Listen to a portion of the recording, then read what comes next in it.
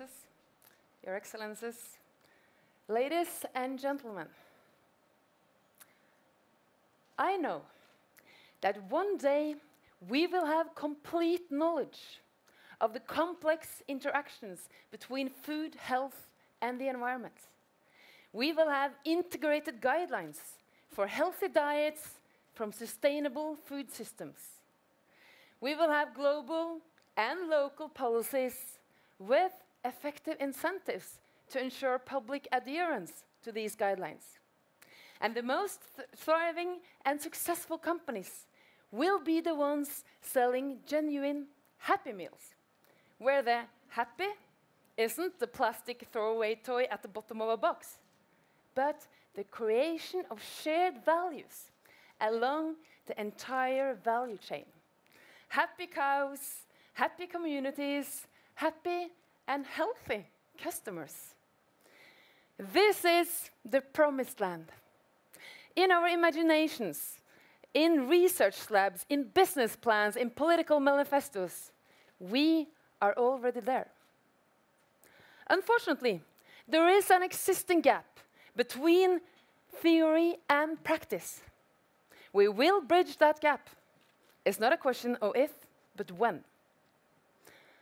With the steady progress we see across the world, I'm confident it will be soon. With the remaining challenges we still face, let's make sure it's soon enough. Today, thanks to agricultural and technological innovations, we are feeding more people than ever.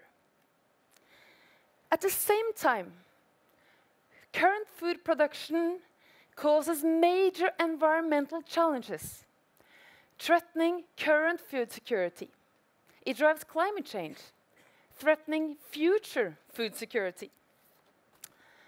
The striking contrast between the starving and the obese is alarming. And for the first time, unhealthy diets kill more than smoking. When under- and overnutrition and micronutrient deficiencies are taken together, as much as half the global population is classified as malnourished. And half of what we produce never gets eaten. Never before have so many children survived the age of 5. Yet, never before are so many kids destined for a lifetime with diabetes before the age of 9. We need to invest more in prevention, not simply better drugs.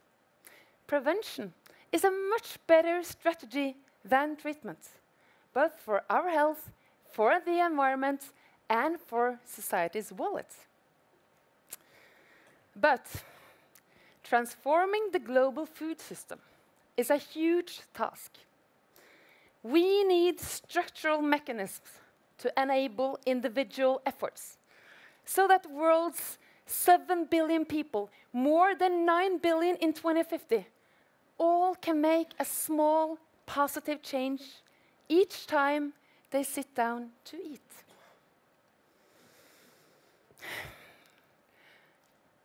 I used to envision I had a lifetime to make a difference. I just forgot that one crucial question. What is a lifetime?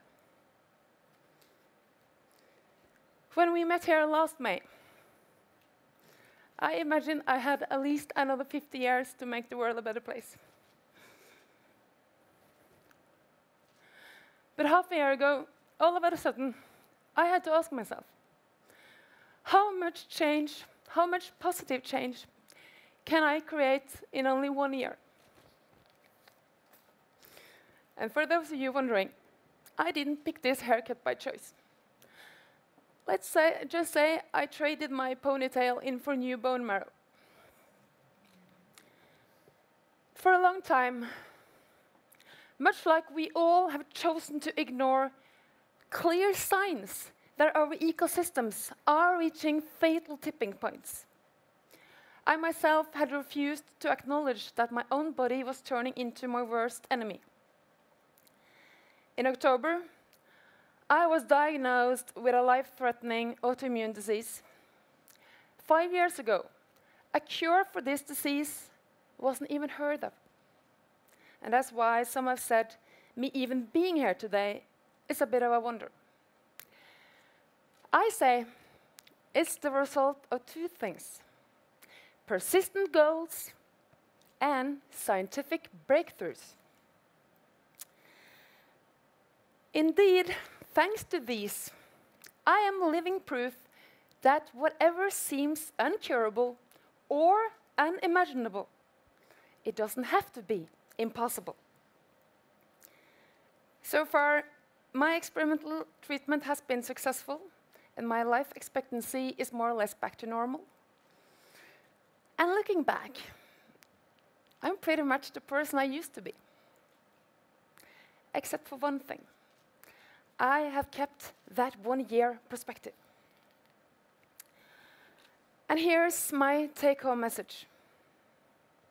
If there is 1 year to create positive change that will dramatically influence generations to come, 2015 is the year. 2015 is a window of global opportunities we cannot let pass by.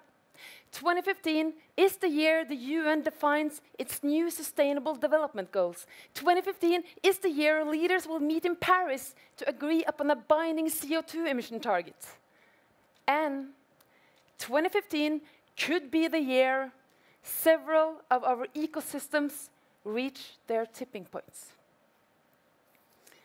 So let's figure out how we, in the coming 1 year period, can create opportunities for a lifetime.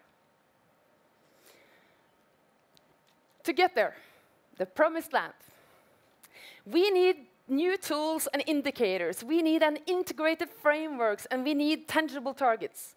And you all agree, we need more data. But we must also challenge existing business models all along the value chain. A central engine in this shift will inevitably be the food industry itself, guided by politicians willing to look further than their own office terms, and driven by new demand and emerging markets created by new, affluent, and conscious consumers. Taken together, these will pave the way for the triple bottom line, people, planet, and profit to become reality. Today's main bottlenecks are not lack of knowledge, technology, finances, or political will. The main obstacles are lack of coordination, cooperation, and co-creation. EAT is not a solution. EAT is a model for co-creating solutions. EAT is a catalytic hub, merging the disciplines of food, health, and sustainability across science, business, and politics. Johan Rockström, he calls it a double, triple helix. I call it a damn good plan. Everyone in this room represents great visions and achievements within their fields of expertise. You might be a Nobel Prize laureate or a nerdy guy with a wild idea waiting to be realized. Some of you are heads of states. Some are senior advisors with a lifelong dedication to your work. You might be the CEO of a multinational industrial conglomerate or running a groundbreaking startup out in the Swedish countryside. Individually, your contribution may affect lunchtime at the local school in Umeå, a restaurant menu in Kuala Lumpur, a fish tank in Chile, or a board meeting at the United Nations. Together, you can transform knowledge into action for a whole generation and the next to come. Because if you can't, who can? And if this isn't the time and place, tell me where and when. Looking at you and having seen your list of accomplishments, I know the answer. You. So let's get to work. Let's enable the energy in this room to change the conversations, rewrite the rules, and force action. Listen, learn, and get inspired. But don't forget, you are mainly here to contribute. You have a role to play, and play it loud. And don't fool yourself into believing you have a lifetime. Thanks.